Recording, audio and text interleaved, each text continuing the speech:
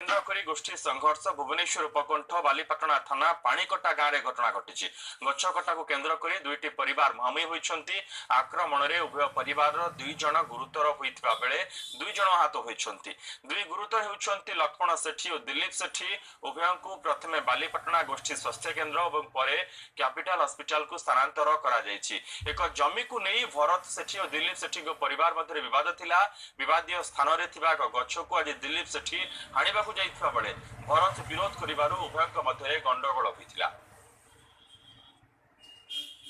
संजीव रंजन दास हम प्रतिनिधि रहिछन्ते संपर्क रे अधिक सूचना पाई। संजीव कौन पूरा घटना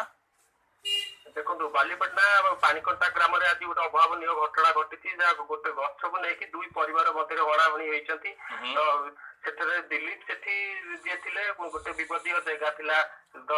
भरत सेठी और दिलीप सेठी मध्य विवाद लगी रही है जगह को नहीं गछ को हाणिबा दिलीप सेठी जो जाते भरत सेठी से प्रतिवाद करते फल उभय मध्य बचसा पर गंडगोल रूप नहीं मारणास्त्र द्वारा उभय को आक्रमण करते दुई जन गुरुतर हो जाते लक्ष्मण सेठी जी अच्छा गुरुतर हो जाते दिलीप सेठी जी से भी गुरुतर होते उभय को प्रथम बालीपाटना स्वास्थ्य केन्द्र पर कैपिटल स्थानांतरित कर